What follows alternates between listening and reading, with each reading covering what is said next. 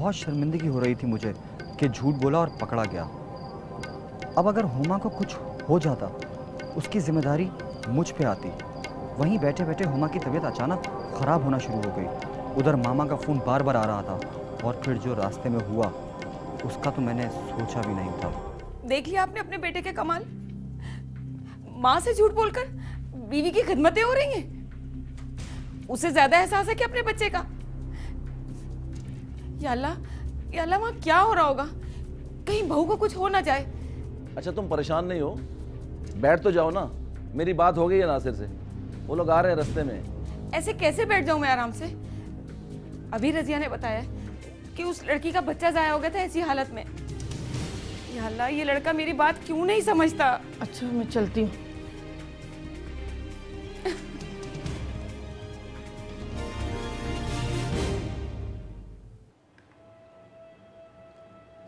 सारा मज़ा ख़राब हो गया। तो किसने कहा था झूठ बोल के आओ बेटा? मुझे क्या पता था कि ये हो जाएगा।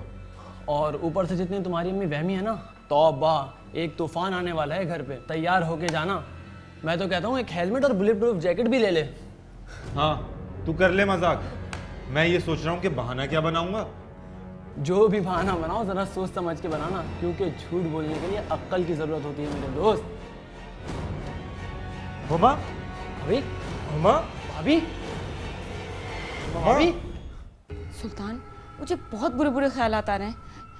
आप जरा नासिर को फोन तो करें। वो लोग कब तक वापस आ रहे हैं? कुछ हो तो नहीं गया वहाँ पर? सब खैरियत तो है? बेगम 5 मिनट पहले तो मेरी बात हुई है नासिर से, वो लोग आ रहे हैं रास्ते में। अल्लाह से खैरियत की दुआ करो। या अल्लाह उन्हें अपने हिफ्ज़ो मान में रखियो। या अल्लाह वो साथ खैर के वापस आ जाए।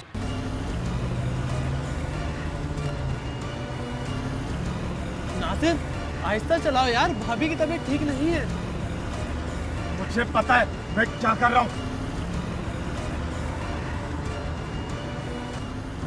हुमा, हुमा, तुम ठीक तो हो? नासिर आगे देखो यार। और तुम ठीक तो हो? नासिर आगे देखो। नासिर! वही हुआ जिसका रुबीना बेगम को डर था। हुमा जब घर पहुंची तो उसकी हालत बिगड़ने लगी और मुस्तकिलन ख़राब रहने लगी। रुबीना बेगम के ख्याल में ये सब कुछ हट पे जाने की वजह से हो रहा था। नासिर का ख्याल इससे मुख्तलिफ था। और हुमा क्या सोच रही थी? ये लो बेटा, पिला दो उसको। बाबा जी से पढ़वा कर लाई हूँ। क्या मम्मा, आप भी बीमार है? वो ऐसा वैसा कुछ नहीं हुआ है, ठीक हो जाएगी। हमने भी बच्चे पैदा किए हैं, हमारी तो कभी ऐसी हालत नहीं हुई। देखो तो जरा उसको, असर हो गया इस पर। असर किसका असर हो गया है? बेटा बहस मत करो, ये पिला दो। पानी ही तो है। माँ और बच्चा हर तरह के असर से महफूज रहेंगे।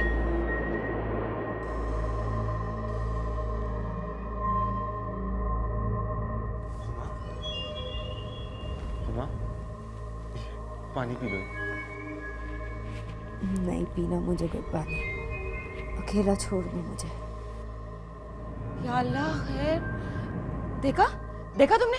वो अपना असर दिखा रहे हैं। मम्मा प्लीज आप जाएं, मैं संभाल लूंगा। ऐसा वैसा कुछ नहीं हुआ है, ठीक हो जाएगी। मत मानो तुम माँ की बात। तुम्हारी इसी हट धर्मी की वजह से ना वो इस हालत को पहुंची है।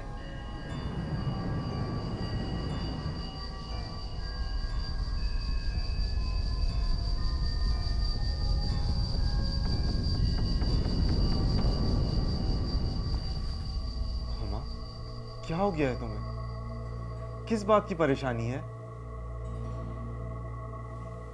वो साया मुझे नजर आता। वो साया नहीं था, कामरान था जो तुमसे मजाक कर रहा था। सिर्फ मजाक। और तुमने इस बात को सर पे सवार कर लिया है। तुम्हारी इस जहनी कैफियत की वजह से बच्चे पे क्या असर पड़ेगा? भुला दो इस बात को प्लीज। हम कल डॉक्टर शाजिया के पास चलेंगे, सब ठीक हो जाएगा। बस तुम थोड़ी सी हिम्मत कर लो। हुमा हट वाले वाक़े को अपने जहन से निकाल ही नहीं पा रही थी, और उसकी वजह से उसकी सेहत भी बहुत ख़राब हो रही थी। वो ठीक से खा भी नहीं पा रही थी। वहम सवार था उसके सर पर, और मैं भरपूर कोशिश कर रहा था कि उसको ज़िंदगी की तरफ दोबारा ले आऊं। हम डॉक्टर शाजिया से मिले। मेरा ख्याल है हुमा किसी जहनी दबाव में है, कोई परेशानी है जो इसकी सेहत दिन ब दिन ख़राब हो रही है। जाहिर सी बात है इसका असर इसके बच्चे पे पड़ेगा। नहीं, इनको कोई ऐसी परेशानी तो नहीं है। क्यों हुमा? जी तो नासिर साहब हम अल्ट्रासाउंड कर लेते हैं जिससे बच्चे की कंडीशन का भी नहीं, मैंने अल्ट्रासाउंड नहीं करना है। मैं ठीक हूँ, मैं बिल्कुल ठीक हूँ। नासिर चले यहाँ से। हुमा बैठो तो सही, बात तो पूरी हो लेने दो, बैठो।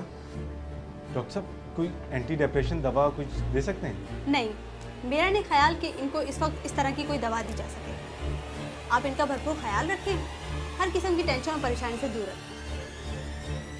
थैंक यू डॉक्टर साहब। दिन गुजरते गए और हुमा की हालत बद से बदतरीन होती गई। नासिर की लाख कोशिशों के बावजूद हुमा अपने वहम से जान न छुड़ा सकी। इधर रुबीना बेगम अपने तमाम तर टोटकों को बरूए कार ला रही थी। लो बेटा, पानी पी लो, शफा होगी इससे।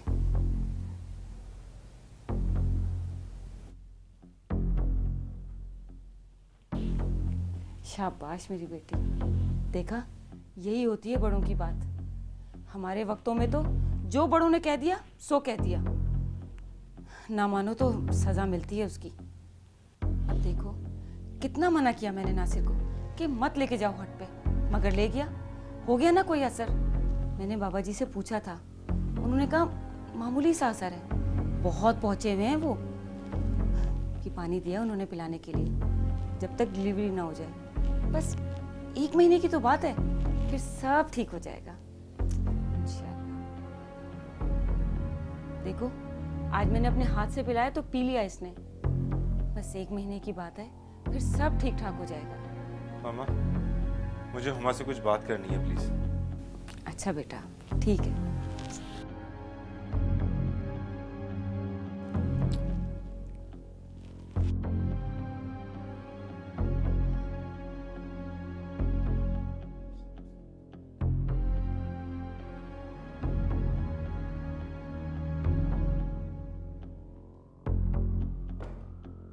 ये क्या कर रही हो हुमा तुम?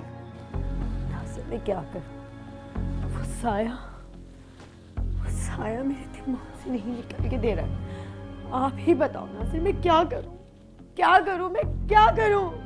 संभालो अपने आप को हुमा, तुम्हारी इस हालत से बच्चे पे क्या? जिसको देखो बच्चे की फिक्र है, किसी को मेरी फिक्र है भी या नहीं है? मैं किस हालात से गुजर रही हूँ? क्या मुझे ये सब कुछ करना अच्छा लग रहा है? बताओ आप मुझे तो जवाब। मेरा मतलब ये नहीं था हुमा। तो क्या मतलब था? जिस दिन से हम हट से वापस आए सबको मेरी परेशानी सिर्फ इस वजह से है कि कहीं बच्चे को कुछ ना हो जाए। किसी ने सोचा कि अगर खुदा न खास्ता मुझे कुछ हो गया तो? लेकिन आप सब लोग तो इतने सेल्फिश हो गए हो। ऐसी बात नहीं है, सब तुम्हारा ख्याल भी तो रख रहे हैं। किसी को नहीं, सिवाय मेरी माँ के और किसी को मेरी फिक्र नहीं है। तुम्हें और तुम्हारी अम्मी को सिर्फ फिक्र है बच्चे की। बस करो हुमा, पिछले कई महीनों से ठीक से सो नहीं पाया हूं मैं। ऑफिस में दिल नहीं लगता है, दोस्तों से मिल नहीं पा रहा हूं, और तुम कहती हो मुझे तुम्हारी फिक्र नहीं है। मुझे तुम्हारी फिक्र है, समझी?